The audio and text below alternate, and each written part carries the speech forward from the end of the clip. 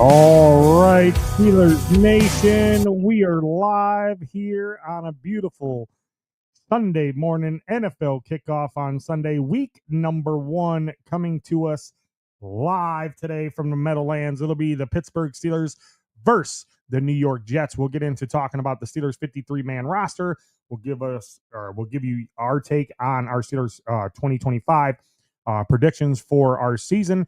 You got me here, Dynamite Dave, ladies and gentlemen, and my very special co-host coming to you from Chicago, Mr. Shut up, D. I'm not in Chicago. Mr. D's, ladies and gentlemen. D's, how you doing today, bud? Look, I'm feeling great. And I know what you might be sitting there thinking. D's, why the fuck are you wearing a Santa hat? Because today is Christmas. We've been good little Steeler fans.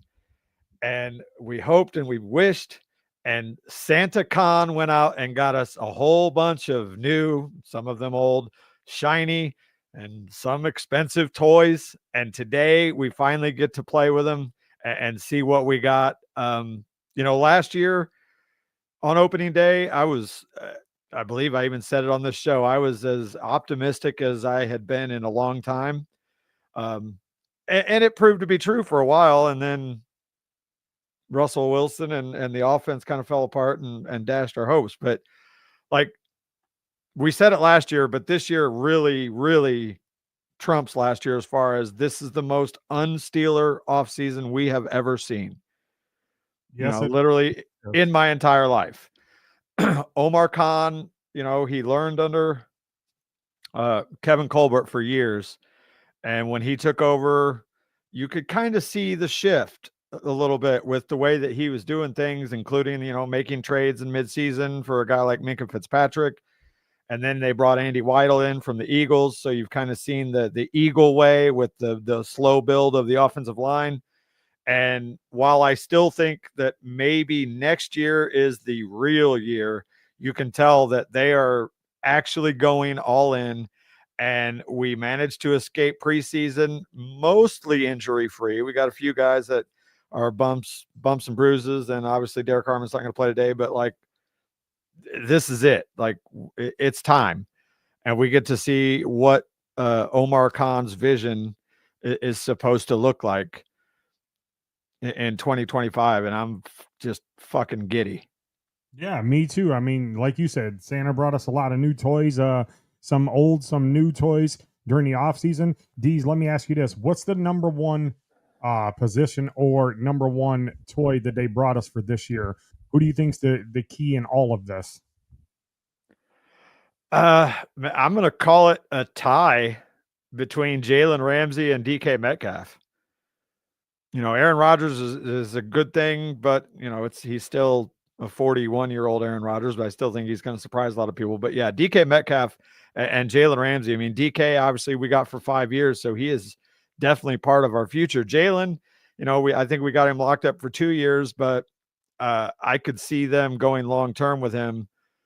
Not super long because Jalen's 30, I think he's 31, 32, something like that. So, but he's still showing that he is very much a big-time player in the NFL. But I would say on both sides of the ball, it's those guys, DK and Jalen. I would have to agree with you, and I'm anxious to see what Aaron Rodgers can do at the age of 41. I know that there's a lot of people out there that are doubting and saying, I was just watching a report here about a half hour ago saying, yeah, Rodgers' numbers at the end of the season really didn't matter because he played against scrub teams and he was putting up stats, and the defenses that he was playing, it really wasn't top-notch defenses. So a lot of people saying that Rodgers is washed and that he's not the same quarterback that he was. You're absolutely. He's not the same 32-year-old Aaron Rodgers who won an MVP. He's a 41-year-old Aaron Rodgers that won't turn the football over, manage the football games, and he could still play, and his arm is still there. We obviously seen that. You've seen reports from it from training camp and preseason. Well, he didn't play any in preseason, but you still see the reports and hear the reports from the guys. DK was just on there talking about, well, you guys think Aaron's arm's tired, but or you think Aaron's washed, but his arm and his mind is not tired. They asked him to Aaron about, if he's got this playbook down, and he goes, yeah, I got this playbook down. I had it down within 2 days. And people were like, well, what's your thoughts on the offense? He goes, listen, we got a lot of nice players here. He mentioned Darnell Washington. He mentioned, Connor Haywood. He likes the 4 tight end set. He goes, they asked him if there was going to be, 4 tight end set. He goes, well, you guys will just have to see and figure it out if it comes or if we got it. And that's what he said. And then, Jaylen Warren, who is listed as the number 1 back, but will he sustain to be the number 1 back moving forward? Don't know. Hopefully him and Caleb Johnson can work that out and be there. We added Gainwell there as our 3rd back, so we got him. I mean, listen, our offense is pretty decent, but our defense is what I'm really, really looking forward to, because you used this term last year. You said elite. Now, this is the very, very chance for them to be elite this year with this defense. You just re-signed Cam Haywood last night, so kudos to Cam for getting his contract. He'll be available today. The only one that is not playing today, from what Tomlin says, is Harmon, the rookie that they drafted in the 1st round. He's not available for today. We'll see who is on the inactive list when it comes out a little bit later. But we went out and got Jalen Ramsey, who I think is still got a lot left in the tank. Don't know where he's going to play at. I think we'll find that out today. We got JPJ. We got big play Darius Slay. We also signed we didn't bring Chuck Clark back. We got Deshaun, who had a decent season last year. We got Jack Clark's back. They re-signed him? Yeah, the next day. Oh, okay. Okay, so he's on the practice squad. No, okay. He's on the 53.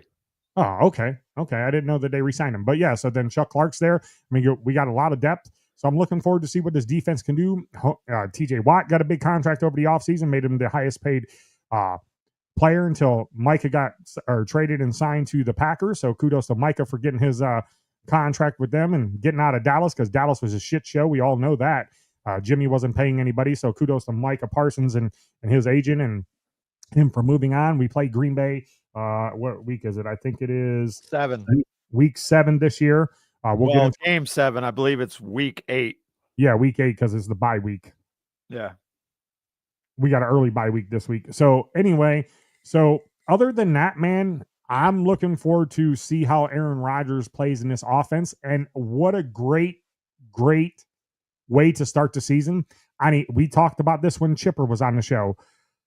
Week 1, you were playing the Jets in the Meadowlands, where the coach that you publicly went on TV and blasted for how he handled you in your exit meeting.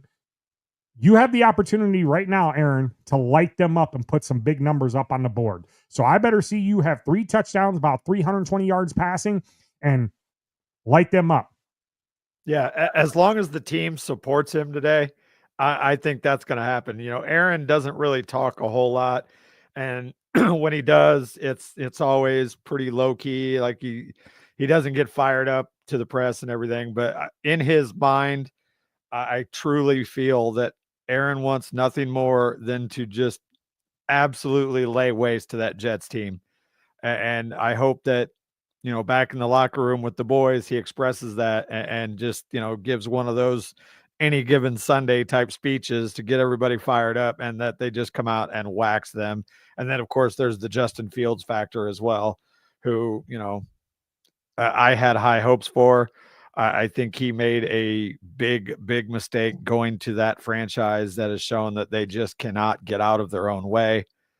And yeah, I'm super excited. We have not seen the offense this year. We've seen bits and pieces here and there, but at the end of the day, we haven't really seen the full starting offense at all. And really, we haven't really seen the full starting defense either. So anything that you saw in preseason, like, get that out of your mind, because today is the day we're finally going to see how Arthur Smith and I'm not even going to say Terrell Austin, because we all know it's Mike Tomlin, but how they have shaped this offense and this defense. And yeah, it's potentially going to be bad for the Jets if we can get over that opening day slump shit. Well, let's hope so, because not only did Pittsburgh get better on defense, but they added a lot of speed and a lot of guys who could tackle for them, especially in the second tier past the defensive line. They got a lot of guys in there. They re-signed Malik Harrison.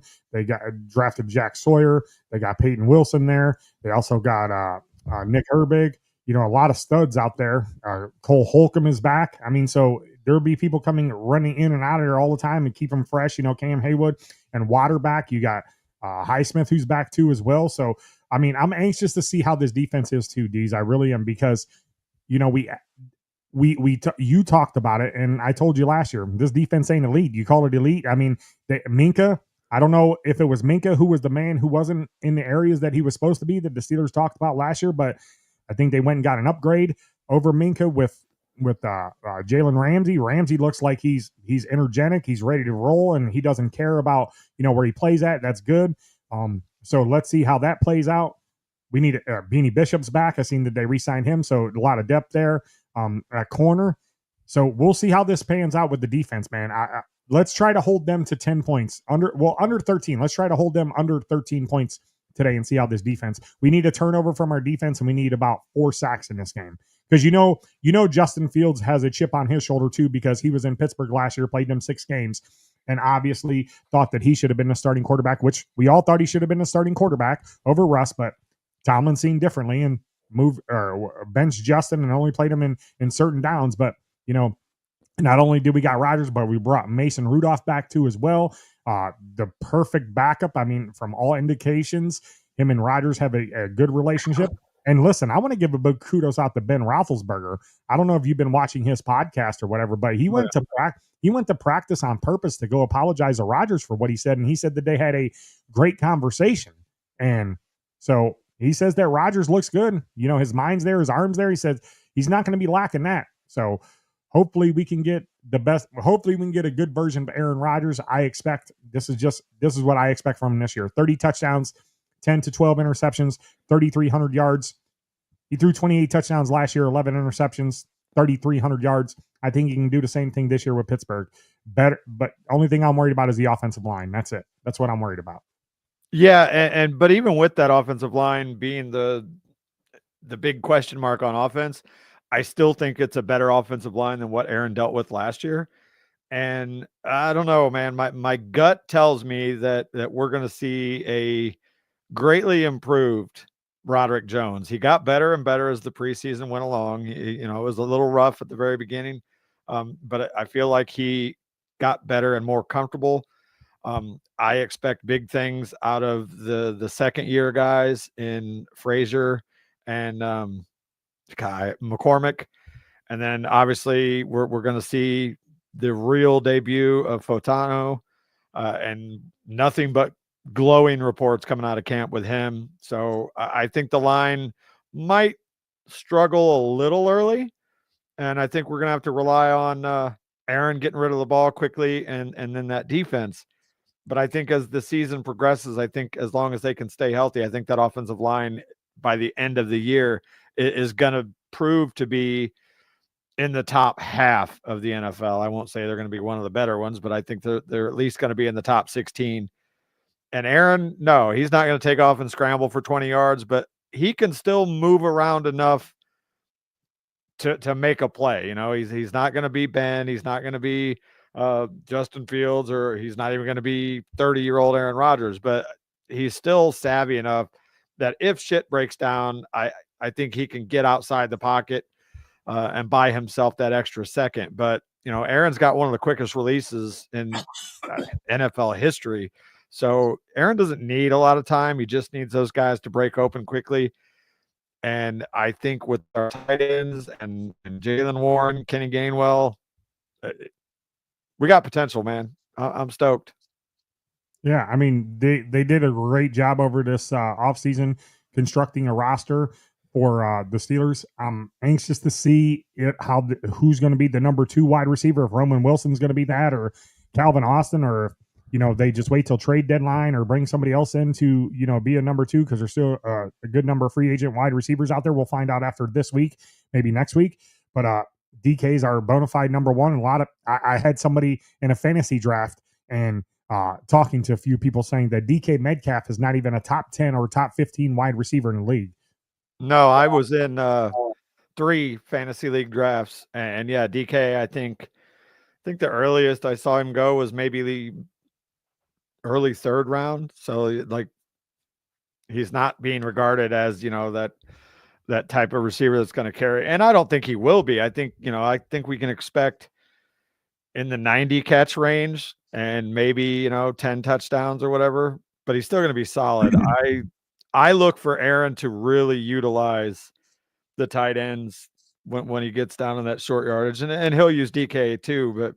But that brings me to who I think is at the end of the year we're going to be like, holy shit, what a breakout season, and that's Washington. I think secretly Aaron is just foaming at the mouth to be able to throw to that mountain when he gets inside the red zone. Like anytime he talks about his receivers and tight ends, but it seems like he always mentions Washington. And I just think he cannot wait to get that big son of a bitch into the red zone because he's a mismatch no matter who you put on him. Yeah, absolutely. And he talked about that in his last press conference. He specifically said that. He goes, you guys don't understand the talent that guy has. He goes, he's 6'8", 280, and can run the field like no other. He says he's faster than Jonnu Smith, and he goes, and you never know, he might even line up to block. You never know. They might use him as a offensive lineman, so you don't know. I mean, we'll see. I think there's some tricks up the sleeve of Arthur Smith that we haven't seen, and I think that he's got the quarterback that he wants now, and that Tomlin wanted to run his offense, and we'll see how it goes, man. I mean, last year you won 10 games, you lost the last 5 in a row, and 6 in a row to playoff game. You lost six in a row. None of the quarterbacks from the roster last year are on this roster. Total makeup and rehaul of the quarterback room, and I'm looking forward to it, man. I mean, week 1 starts here at 1:00, Meadowlands. The Jets. Rodgers going to come home, Rodgers going to be there. He says he's got a lot of friends in New York that he wants to see, and hopefully we can get the W and move on. But let's talk about this. Week 1, Jets. Your thoughts? Is that a win or loss for us? We'll get into our schedule real quick. Oh, I think it's definitely a win. Okay. Week number 2, Seattle comes to Pittsburgh. Home opener. West Coast team traveling to the East Coast for a noon start or 1:00 for you guys in the East. Win. I got us as a win too, so I got us 2-0. New England, this is a game that I think may be a trap game so early for the Steelers with Vrabel, because Vrabel's a great coach. If Pittsburgh were ever to fire Tomlin, Vrabel's the next guy I would want. And I mean, from all the talks, watching, Drake May and all them talking about how this guy lined up in drills with shoulder pads and a helmet on and put a uniform on. Listen, New England is about to turn back into a powerhouse with him. I think we lose this game to the Patriots. I wouldn't be surprised if that's correct, but I'm going to call that a win. Oh, so you got us at 3-0. All right, so week 4, we go to, or the Minnesota Vikings come to Pittsburgh. No, that's Ireland. Oh, okay, Ireland. My fault. I looked at that wrong. So that game's in Ireland. So your thoughts on that? I'm going to call that a win because I think JJ is going to still be kind of getting his feet. Jordan Addison will be back for that game, but that'll be his first game back, so he might, have a little rust. We're going to start to find our stride there, so I'm going to call that a win. I got us as a win too with us, D. So right now I got us sitting at 3-1, and then Cleveland comes to Pittsburgh, October the 12th, which I will be in the grandstands for. That's my birthday weekend, so I'll be in Pittsburgh for that game. I got us as a win against the Browns. Yeah, win. Okay, so then we have a bye week after the Browns, and then we come back and play the Cincinnati Bengals. I got us as a loss with the Bengals right there. I'll agree with that. I think so too. I even though we're going to be, no, that's not our bye week. Our bye week is before the Browns game. That's what I said. Off the bye week. It's a short week, because that's a night game, I believe, on a Thursday night. So yeah, I'm going to give it a loss. All right, and then we have the Green Bay Packers coming to Pittsburgh to play Pittsburgh. Micah Parsons, Jordan Love, all coming to Pittsburgh against Aaron Rodgers, the man who played for them for 18 seasons. I got us as a loss, so back-to-back losses for the Steelers. I'm going to take that as a win. Home game at prime time. off 10 days rest. I think it's going to be a tightly contested game, but I'm going to take us. Okay, so you got us as a win. So you got us sitting at 6-1 right now. I got us at 1, 2. I got us at 4-2. All right, so the Colts are up next with Danny Dimes as their starting quarterback. As of right now, we don't know if Danny Dimes will be your starting quarterback in week number 7.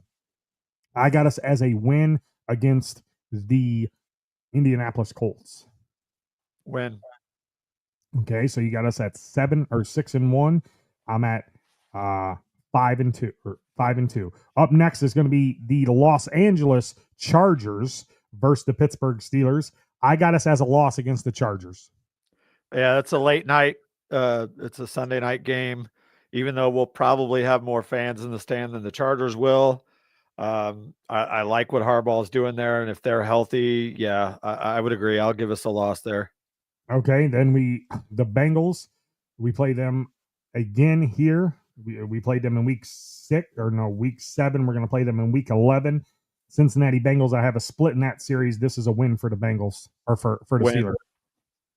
All right, and then the Chicago Bears with the new look offense they got there with Ben Johnson, so there'll be a lot of trickery there. Caleb Johnson got a new head coach. They said he's been slinging the ball. He's got Keenan Allen back with him, Rome Odunze, who I picked in fantasy. I'm not a big fan of Caleb Williams. I don't think he's the real deal. I got the Pittsburgh Steelers winning that game. Much as I hate to say it, because I'm going to try and go to the game, we have not shown well in Chicago in recent history, and yeah, I'm going to eat a lot of shit that week. I think we're going to lose. Okay, then we have the Buffalo Bills. Josh Allen coming back, or who's a superstar, the MVP of this past season. Josh Allen and the Bills. I got us as a loss. Yeah, unfortunately, I think we're going to give them hell, but I do think we'll drop that one as well. Okay, then the Ravens. I got us as a loss. I think we're going to split this series.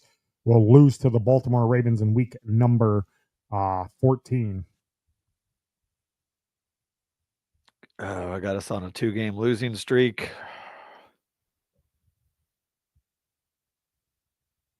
Win. Oh, okay. D's got him as a win. Then the Miami Dolphins come to Pittsburgh. Minkah Fitzpatrick's return. Pittsburgh, I got us as a win. Win. All right. Then we play the Lions. I got us rattling off 4 straight wins to end the season instead of the 5-game losing streak. So I got us beating the Lions, beating the Browns, and beating the Ravens. I think the Lions are going to be fighting for their playoff lives.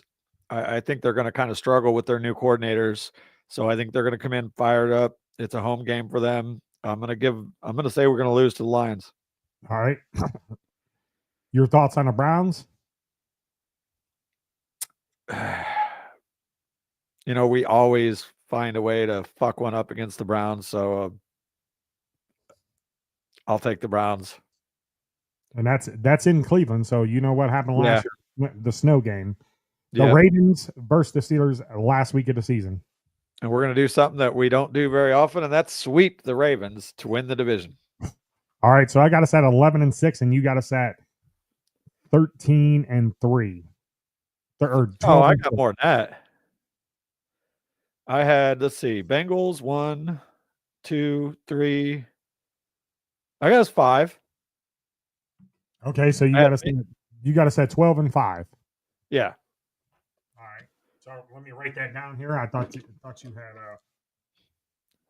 these 12-5. All right, so that's our schedule for this year. If you guys get any comments or anything on that and you want to chime in on that, you guys can also join the chat board. These, what else are you looking forward to for this 2025 season? Who was just talking about it? I seen a press conference from somebody that said they took a line from Bill Cowher and said that you really don't know what team you got or what kind of team you got till probably about week 4 through 6. Then you find out what you're really made of. Oh, for sure. I'm excited, obviously, to see the rebuilt defensive line, and we're probably going to have to wait a couple weeks for Harmon to get healthy. But I think the additions of Harmon and Y.A. Black are going to be huge. I think Black is going to show the league that he is much, much better than a fifth round pick. And when you throw them in with the veteran guys that we got, including Cam and TJ and Highsmith, Herbig, all those, I think that they are going to develop into a very, very strong front seven. I'm super stoked, and I don't think enough people are talking about this.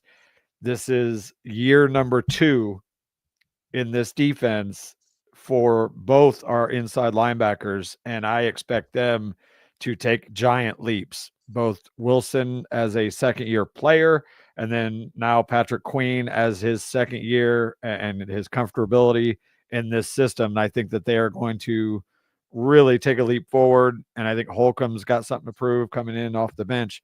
So I'm excited for that on the offense or on the defensive side of the ball. And offensively, obviously, where Caleb Johnson kind of fits in and how he is going to progress through the season, whether or not he eventually will overtake Jaylen Warren. I like Jaylen. My only concern with Jaylen Warren is he does have a tendency to put the ball on the ground. And I think that at some point, hopefully not, but I feel like at some point in the season, Warren is going to give up a costly fumble to the point where they put Caleb in and kind of let him eat and see what he's got. And hopefully he can step up, because it would be awesome if both of those guys can prove to be effective. And then you bring Kenny Gainwell in, who is just an every down, or not every down, but an everything back. He can go out, catch passes. He's got a lot of speed. He can run the ball. He can return kicks. So our backfield has got potential to be explosive, versatile. They just got to hang on to the football.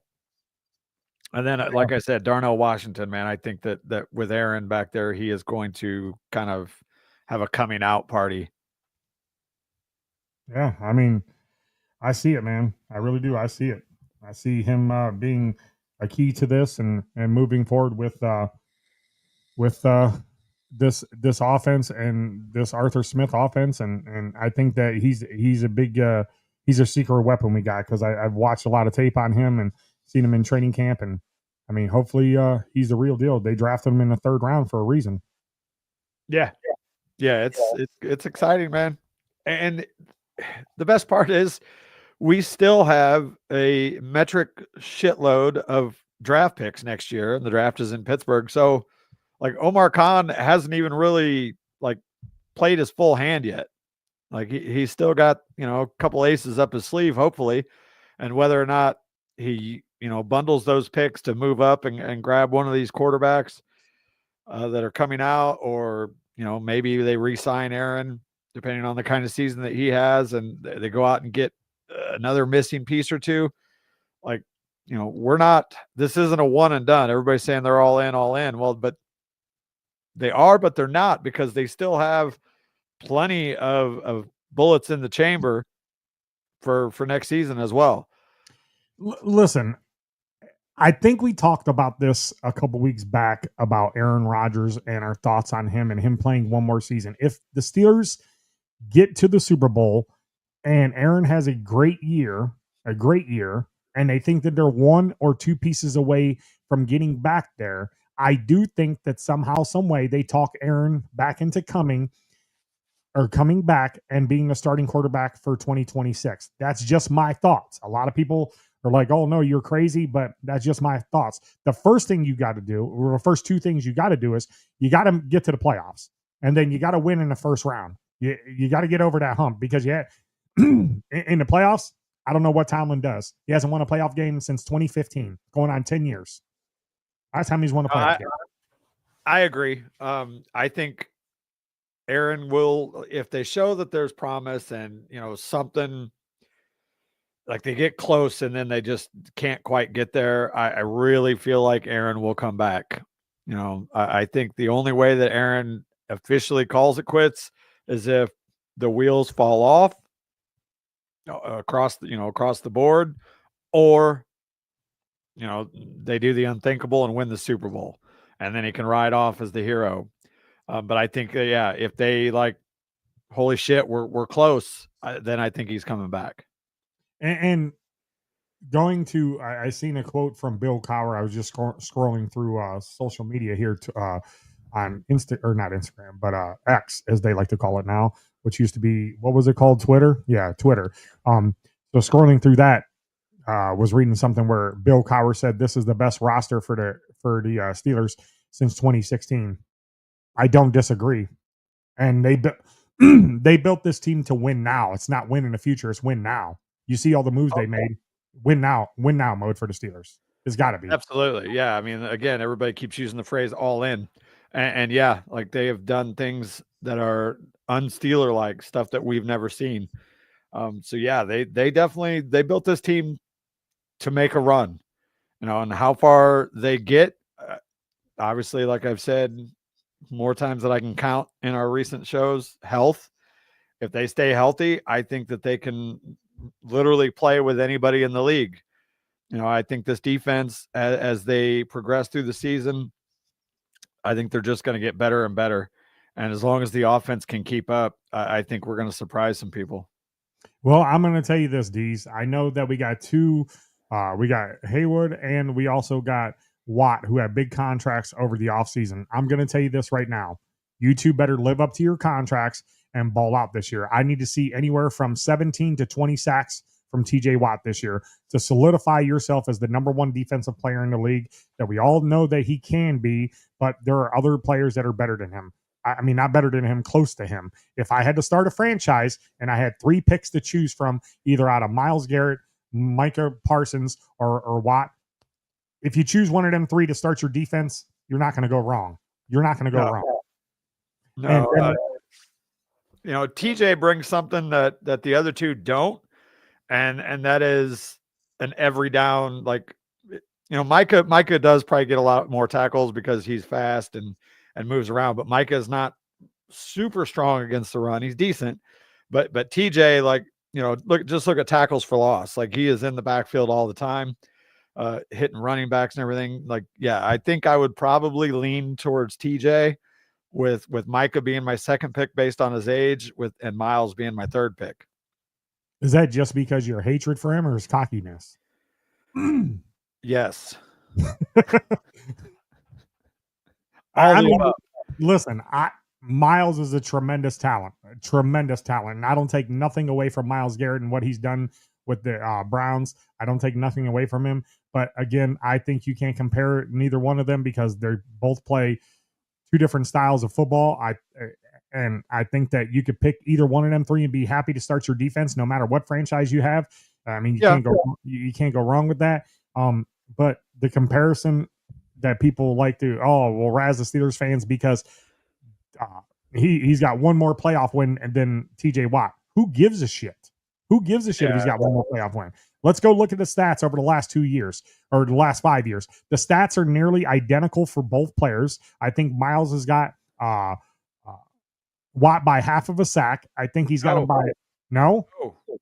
He's like a sack and a half back. Oh, okay. I thought I seen where he was a half a sack ahead of him. No, TJ pretty much leads every category, statistical category. Some of them are slim margin, but when you talk like tackles for loss, forced fumbles, interceptions, sacks, TJ is leading in almost every category. But Myles, they get into this analytics and they talk about pass rush win rate and all this shit. And yeah, Myles has a better, and then they talk double teams, but is that true double teams or is that chip blocks? Because if you're counting chip blocks, TJ gets, quote, double team more than Myles does. But at the end of the day, I want the results on the field. And just because you beat the guy blocking you, if you didn't make the sack, who gives a shit? Yeah, he is a dominant player without question. But at the end of the day, the stats that matter on the field, TJ is the leader for the last 5 years. Okay.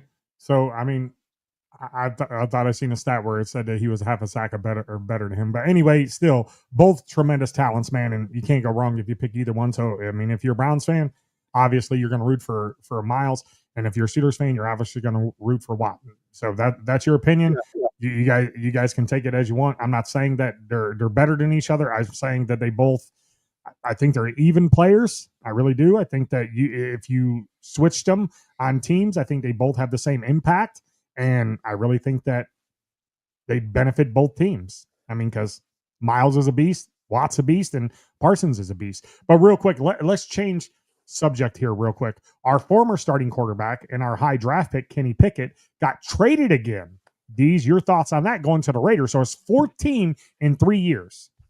Yeah. I mean, look, we all had high hopes when he came in as a rookie and performed fairly well, thought that he was really going to it kind of explode in his second year full-time starter. You know, he had a perfect preseason and then he completely shit the bed. And granted, I think he was probably hampered a little bit by the offensive coordinator whose name shall not be mentioned. Yeah, let's promise never to mention that name on this show again, ever. Yeah, but then we saw the attitude. You know, he didn't want to be the backup or the third stringer when he came back from injury, so they shipped his ass out of town. I mean, look, he obviously isn't what he was advertised as, and the analysts all said it too. That was a very weak quarterback class, and any other year, there's no way that Kenny goes in the first round. But that was a weak class, and we have seen. Is there even a quarterback out of that class that's still What even year, anything? What year was that? Wasn't it the 21, 22? What is CJ Stroud? It's his third year, right? Isn't? No, he wasn't in that class. He was in the next class. It was like because Kenny Pickett was the first, I believe, the first quarterback off the board at pick number 20. And then there was Malik Willis, who shows signs that he may be developing, sitting behind Love up in Green Bay. And then there was a third guy. I can't remember who the hell it was. Will Levis? Who? Was it Will Levis? No. I think Levis came after that. So he was drafted in 2022, right? Kenny Pickett? I believe so. Maybe the 21-22 offseason when Ben officially called it. Okay, so I think it was the year after that. So let me see here. Steelers drafted. Yeah, Kenny Pickett. So it was 2021. So Trayvon Walker was the first pick, Aiden Hutchinson second, Derek Stingley Jr. was third, Sauce Gardner, Drake London was picked eighth, Garrett Wilson, Chris Olave, Jamison Williams. So three Ohio State wide receivers. And then you're right, Kenny Pickett was the first quarterback off that board. And then after him, there was no other quarterback drafted in the first round. The next quarterback after him was, let me see, go down the line here. It is, man, there's not a quarterback drafted to the third round that year.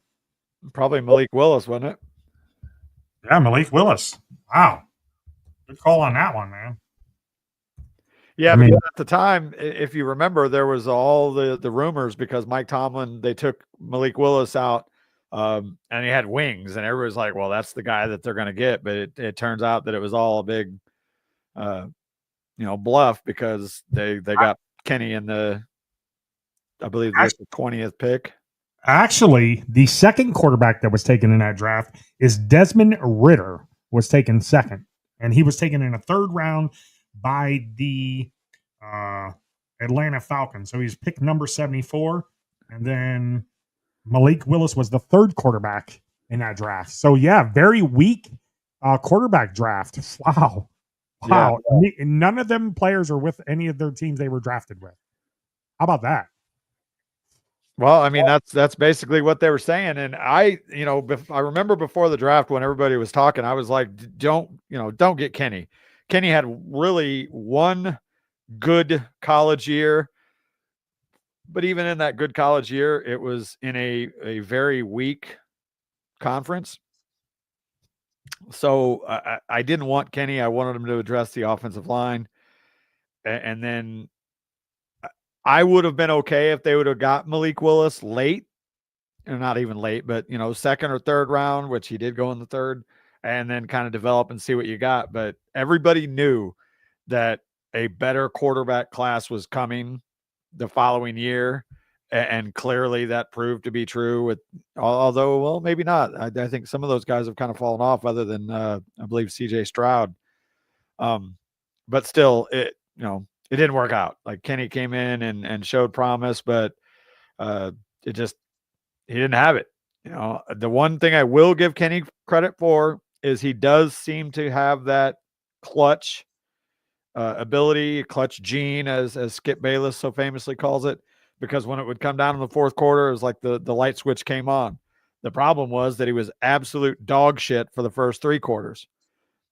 And the fact that he couldn't win a roster spot on a Cleveland team that had 5 quarterbacks, including an old Joe Flacco, 2 rookies, like, what are we doing?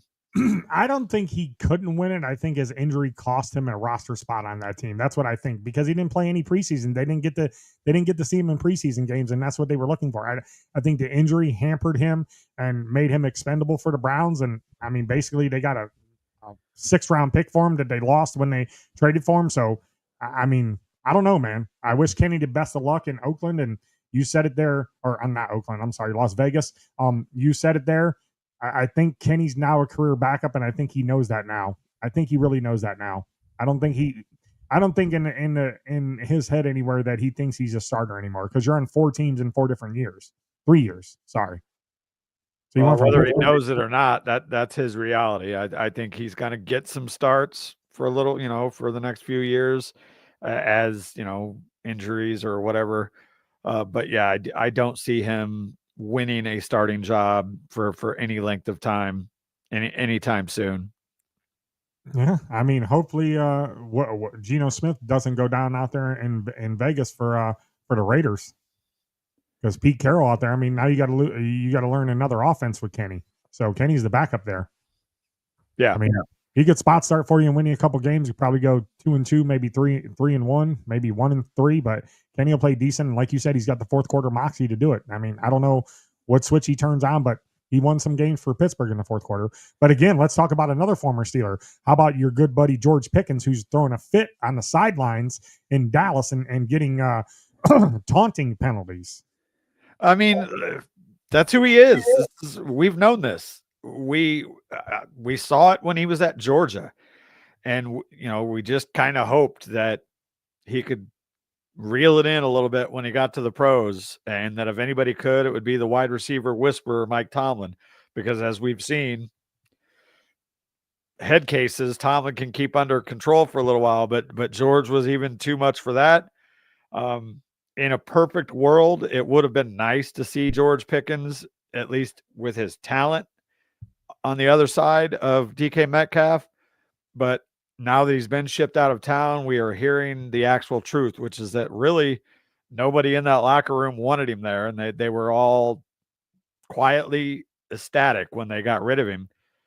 And he had 3 catches for 30 yards on, I believe, 4 targets, and the penalties and everything. I think we're going to see the crash out a lot sooner than we expect with George Pickens. Deez, let me ask you this question. What the hell is it with Steelers wide receivers that they draft that are not that just want to think they're divas? What is it? I wish I could tell you. I mean, I give him credit. He kind of, I don't know when. If you talk to Ryan Clark, Antonio Brown was a problem like from the get-go, even though people will say that nobody worked harder in practice than him, but he was a problem. It is weird, man. You had Chase Claypool. Obviously, Martavis Bryant couldn't get off the weed. Brown famously imploded. Deontay Johnson literally went from one of the best, receivers in the league statistically, that's fact, to now the guy can't make a roster. Obviously, George Pickens. I don't know. Like, it seems like we know how to squeeze as much as possible out of a receiver before we kick him down the road. And unfortunately, George didn't last as long as any of them. Yeah. It's wild.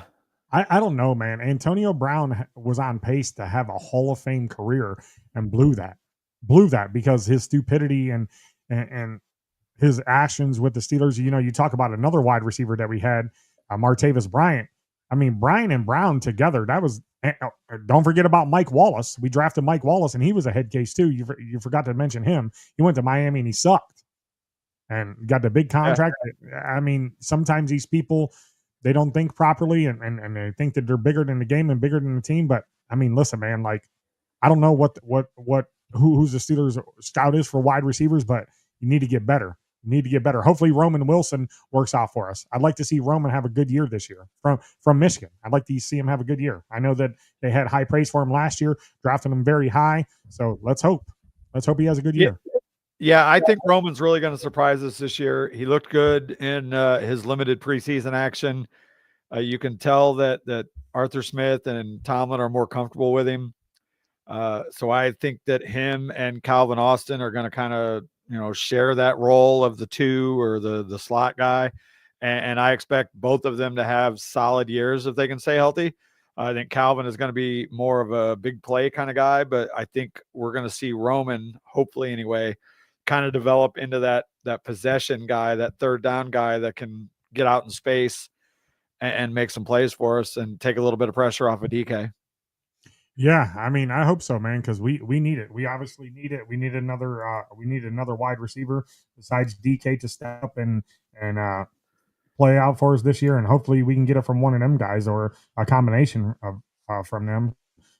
So hopefully, again, we can get that, and we have a good number two or a solid number two, and we ain't got to make a trade at the deadline because last year when we made a trade, we had Mike Williams who just recently retired, and we talked about bringing Amari Cooper in. He was in Vegas for what, 3 days and retired. Right? Yeah, I literally saw a little snippet on it was either ESPN or whatever. I didn't even know that he did that. Yeah, he went to what? He fucking retired? Yeah, he went to Vegas. I guess he was there for 3 days, and I guess he said that he doesn't want to play football no more. So I don't know. 3 days of trying to catch Kenny Pickett passes, and he's like, fuck this, I'm out. Yeah. Deez, talk for a second because I got to run to the bathroom. Talk for a second about this. What's your thoughts on the schedule real quick? I got to run. I don't think the schedule is too bad. There's a couple of stretches where it gets a little iffy. Obviously, the Bengals, Packers coming off the short week, but I think if we split that, we're in good shape.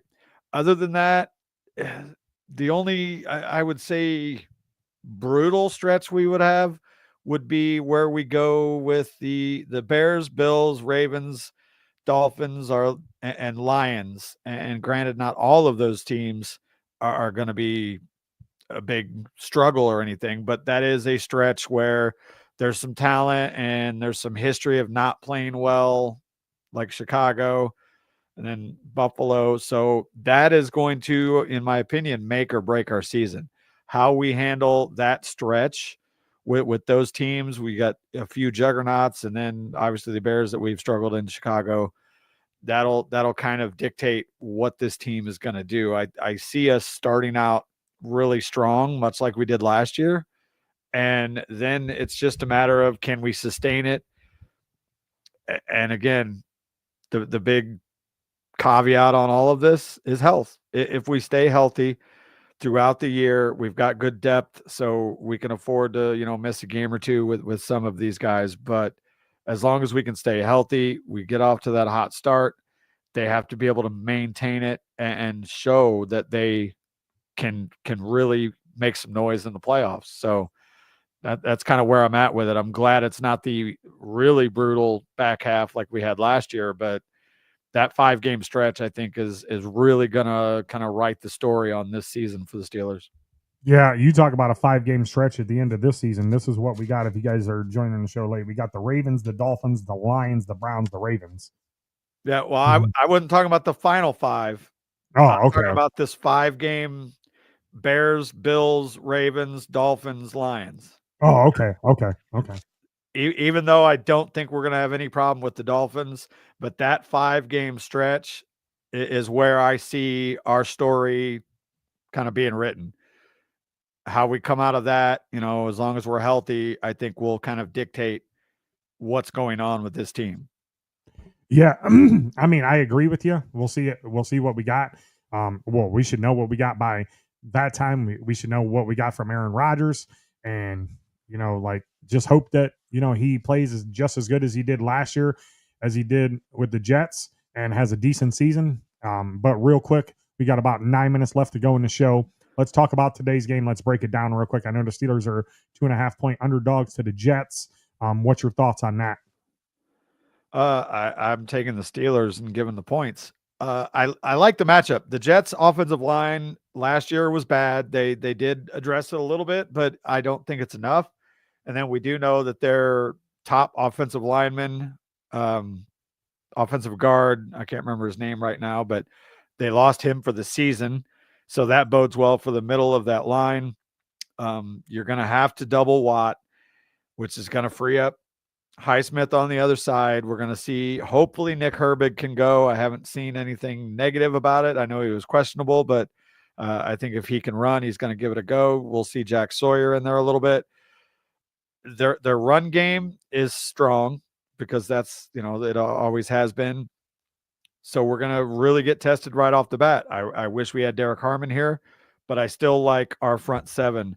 And as good of a receiver as Garrett Wilson is, I think Jalen and JPJ will be matched up on him exclusively, depending on the kind of set that we're running. And we know Justin Fields can kill you with his legs, so we're going to definitely need to keep an eye on him. But as long as we can kind of keep him under wraps, and we know that he is more of like a 2-read guy. If you can cover those first 2 reads, then he's going to be looking to tuck the ball and run or dump it off. So you just got to play solid football. You got to have a spy on him. But I think that matchup greatly favors us, and we got to force Justin into making some quick throws, some bad decisions. And I look for Justin to turn the ball over a couple times. And then on the other side of the ball, I like DK matched up basically against anybody because he's a monster. He is a basketball power forward playing wide receiver out there. And even as good as Sauce Gardner is, DK can still take advantage of that. And even if he doesn't, that's when you hit the other guys. That's when you hit Jonnu Smith. That's when you hit Pat Freiermuth and Darnell Washington. Run game, I expect to see a little bit more out of now that we have the full complement of offensive line. I really don't see this game being close. Let me ask you this question. You mentioned Jonnu Smith. Do you think that he's going to be a key factor to the Steelers offense this year? Absolutely. I think they're going to use him a little bit of everywhere. I think that everybody talking about a wide receiver too. I think in Arthur Smith's eyes, that is his wide receiver too. I think you're going to see him split out wide. You're going to see him in the backfield. They're going to move him all over the place because the guy can get out in space and he's a mismatch no matter where he goes. So, yeah, I think that a lot of this is going to revolve around DK and Jonnu and see what kind of looks the defense gives those guys. And obviously you're going to hit them when you can hit them, but then that's going to open things up for the other guys. I mean, I agree with you too. And when they traded Minkah, I'm like, oh, that's all they got was Ramsey. And then they threw in. I heard that Jonnu was a throw-in for that. So, I mean, you traded Minkah and you got 2 decent players from that. So it's not like you're missing anything. Let's just hope that Jonnu can be the same player he was the last 2 years. He was pretty good in Miami, and he was great when he played with Arthur Smith. So he knows Arthur Smith's offense real well. So let's hope we can get that same player. Freiermuth is not mad about him being there. They play 2 different styles of play. So, I mean, Rodgers will get the ball to them and they'll give it to him quick. So hopefully we can get them out in space and score some touchdowns. And what's your thoughts on the score of this game, Dees? It's opening day. So teams, obviously there'll be a couple teams that kind of shock us, but typically teams start off kind of slow. And I expect that to be the case with us, but I also expect that to be the case with the Jets. So I'm looking at this and I'm seeing like a 27 to, I'm going to say 27-13. Oh, okay. I was going to say 28-14 Pittsburgh. But if you're Aaron Rodgers right now and you're standing in the middle of the locker room, in the visitors' locker room, in New York, in the Meadowlands. What are you saying to your players to hype them up for this game? I'm saying I want to go out there and stomp on their fucking necks, and I need my boys to have my back. Like, they disrespected me and disrespected, my family, whatever it takes. Go out there and, I don't know, give the Rocky Balboa speech, and Yo, just, Adrian. no, I'm talking about the one from the Rocky Balboa where it says, nobody is going to hit harder than life. It's Okay. Yeah. That's a good one. Or like I said before, the any given Sunday, like, you got to be willing to die for that inch. And I don't even know if Aaron is that kind of player, but I think that he will at least let these guys know in his own way that, hey, this game means a lot to me, even though I'm not talking about it in the press. I want to show them that they made a mistake by dumping me and treating me the way that they treated me. So let's go out there and just kick the ever-loving shit out of them. And I think that's what's going to happen. I think he has a little bit of asshole in him behind the scenes, and he doesn't show it to the media. Well, he shows it to the media, and they still give him that. But I think he's a big asshole behind the scenes, and that he tells them that. Exactly what you said. Let's go beat these guys ASS. Let's get it over with. Let's make this game and prove to them prove to them who they lost. Exactly. Yeah. I can guarantee that's what Rodgers is saying to them. Guarantee it. Oh, for sure. And again, to beat the dead horse of everybody that was naysaying, suck it, because everybody in that roster, in that locker room, has had nothing but absolute praise for the way that Aaron Rodgers has acted with that team. And he's just been a consummate teammate, which is, again, another reason why I think they're going to rally around him and just want to destroy that team at MetLife. Yeah, I can't agree anymore. Like I said, you called 27-13. I called 28-14. Rodgers got to have 2 to 3 touchdown passes, at least 320 yards passing. You got to get him in there. I want to see the discount double check title. I think he may go for a rushing touchdown today. I think if they're close, I think he goes for a rushing touchdown. I think if they're inside the half yard mark, Aaron gets him a touchdown. On a sneak? Yes. God, you don't see Aaron run too many sneaks, but hey, I'll take it. Whatever. Just get in the fucking end zone. Yeah, just get in the end zone. But hey, ladies and gentlemen, don't forget, we are live each and every Sunday morning from here on out through week 17. That'll take us to January. If we make the playoffs, we'll be there 9 a.m. 10 to 11. Normally on Sundays. We just did a special episode today because Dee's got some family coming in. I got to hop on Unscripted here because we were supposed to do that yesterday, but I had to work. So Unscripted is going to follow us from 10 till noon. Then we'll jump right back into football next week. Maybe if Deez is up to it, we can do a post-game show later on down the road and whatever, but not this week. I know he's got family coming in. He's got some things to do. You're watching Steel City Renegades here. Dynamite Dave, Deez. We will see you guys next week. Deez, go Steelers, right? Go Steelers. Go Steelers. All right. Have a good week, everybody. And welcome to NFL.